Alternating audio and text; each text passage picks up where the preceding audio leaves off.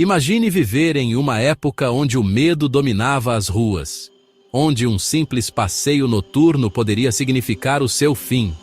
Hoje, vamos conhecer os 5 maiores serial killers de todos os tempos, suas histórias macabras e como eles foram capturados. Ou não. Já deixa o like, se inscreve no canal e prepara-se para um mergulho no lado mais sombrio da humanidade.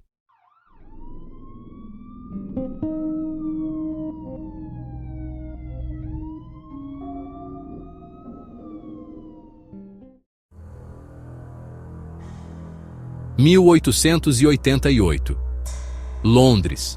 Uma névoa espessa paira sobre a cidade, quase tão densa quanto o medo que se agarra aos becos de Whitechapel. Prostitutas desaparecem na calada da noite, seus corpos surgindo depois, mutilados, violados.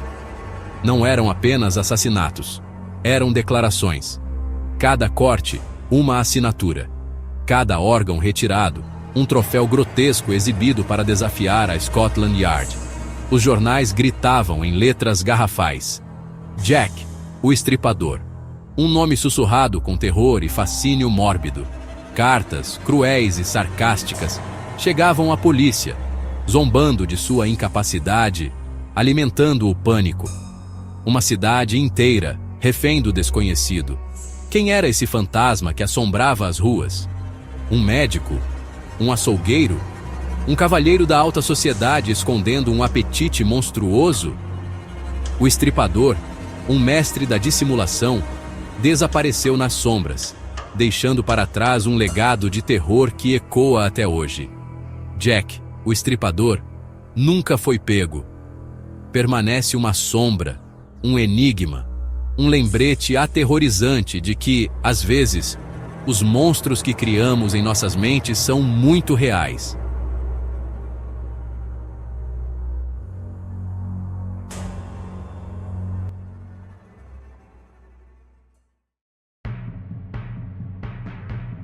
Ele não se encaixava no perfil. Ted Bundy era bonito, charmoso, inteligente, um estudante de direito, voluntário em campanhas políticas, um rosto amigável que você não hesitaria em ajudar a trocar um pneu furado.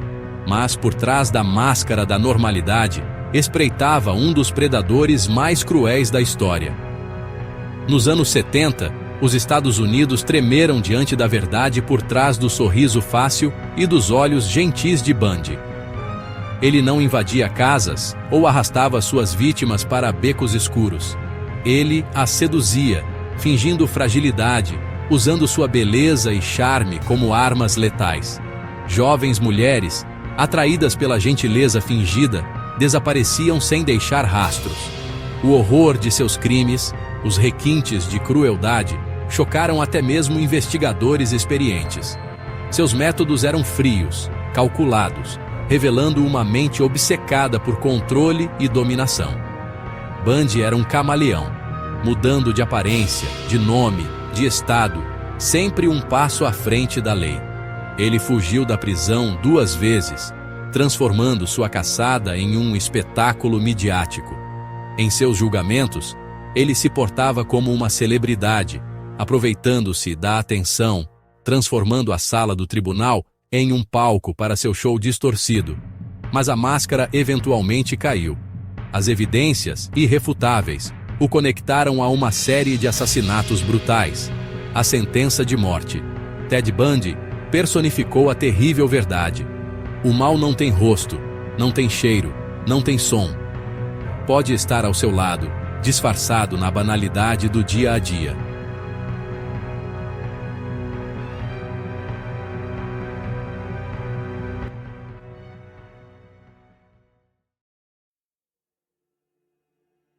Em um apartamento comum, no número 924 da Rua 25 Norte, em Milwaukee, escondia-se um horror que desafiava a compreensão humana. Jeffrey Dahmer, um nome que se tornaria sinônimo de depravação, de uma escuridão que manchava a alma. Entre 1978 e 1991, Dahmer atraiu jovens, geralmente negros e gays, para seu apartamento, prometendo companhia, posando como fotógrafo amador. Mas, Dentro daquelas paredes, um pesadelo inimaginável aguardava. Dahmer drogava suas vítimas, torturava-as, matava-as. Mas seus crimes não terminavam com a morte. Ele dissecava os corpos, dissolvendo alguns em ácido, mantendo outros como terríveis lembranças de seus atos. Crânios pintados, cabeças mantidas no freezer, corações humanos guardados em formol. A descoberta do apartamento de Dahmer chocou o mundo, revelando uma paisagem de horror que ultrapassava os limites da sanidade. Durante seu julgamento, Dahmer, com uma calma assustadora, descreveu seus atos, sua voz monótona contrastando com a natureza grotesca de seus crimes. Ele alegou insanidade, mas o júri o considerou culpado. Condenado a 15 prisões perpétuas consecutivas, Dahmer encontrou seu fim nas mãos de um colega de cela. O legado de Dahmer transcendeu sua morte. Ele se tornou um estudo de caso em psicopatia, um símbolo do mal que pode se esconder sob a máscara da normalidade.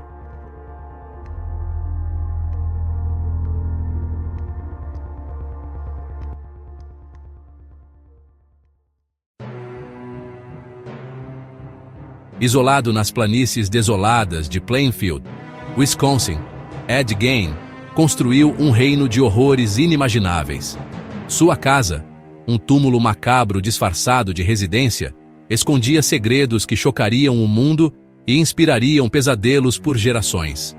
Gein era um homem assombrado, moldado por uma infância abusiva e pela perda da mãe, a única figura que ele parecia amar. Sua obsessão doentia por ela, combinada com um fascínio mórbido pela morte, o conduziu por um caminho de insanidade e violência indescritíveis. Ele não se contentava em apenas profanar sepulturas. Gein buscava recriar sua mãe usando partes de corpos que ele exumava, transformando sua casa em um museu macabro de carne e ossos. A polícia, ao adentrar a casa de horrores de Gein, encontrou um cenário digno dos piores pesadelos. Móveis feitos com pele humana, máscaras faciais cuidadosamente costuradas, crânios transformados em tigelas, um abajur feito com um rosto humano.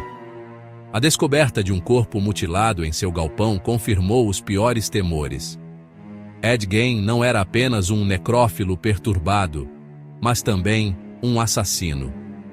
O julgamento de Gein foi um circo midiático. Ele foi considerado insano e passou o resto de seus dias em um hospital psiquiátrico.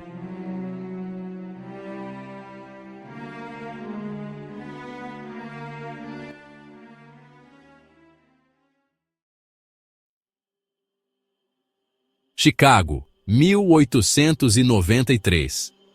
A cidade se preparava para sediar a Feira Mundial, um símbolo de progresso e otimismo. Mas nas sombras da Cidade dos Ventos, um mal insidioso se escondia, personificado na figura de Henry Howard Holmes, o primeiro serial killer da América. Holmes, um homem charmoso e ardiloso, construiu um hotel majestoso, um labirinto de corredores secretos, quartos à prova de som e passagens ocultas. Um palácio de sonhos que escondia um coração de trevas. O Hotel da Feira Mundial, como era conhecido, atraía visitantes desavisados, principalmente mulheres jovens em busca de trabalho e aventura. Mas, para muitas, o Hotel de Holmes se tornaria sua última parada. Dentro daquelas paredes, Holmes dava vazão a seus impulsos sádicos. Seus quartos, equipados com armadilhas e dispositivos de tortura, se transformavam em câmaras de horror. Corpos eram enviados por um sistema de dutos para o porão, onde Holmes os dissecava, vendia seus esqueletos para escolas de medicina ou simplesmente os deixava apodrecer. A ganância e o prazer mórbido alimentavam a fúria assassina de Holmes. Ele enganava seus hóspedes, roubava seus bens e depois os eliminava com uma frieza assustadora. A máscara de Holmes finalmente caiu quando ele foi preso por fraude. A descoberta dos horrores do seu hotel chocou o mundo, revelando a verdadeira extensão de sua depravação. Confessando 27 assassinatos, mas suspeito de muitos mais, Holmes enfrentou a justiça. Condenado à morte, ele foi enforcado em 1896, levando consigo os segredos de seus crimes. Henry Howard Holmes, o arquiteto da morte, se tornou uma lenda macabra, um precursor dos serial killers modernos.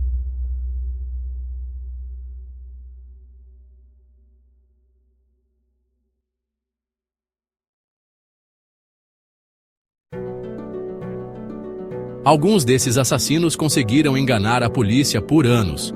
Outros foram presos por pequenos deslizes. Ted Bundy, por exemplo, foi capturado depois de uma blitz de trânsito. Dahmer foi pego quando uma vítima conseguiu escapar e alertar a polícia. Ed Gein teve seu segredo revelado após a investigação de um desaparecimento. Jack, o estripador? Bom, esse talvez nunca tenha sido pego.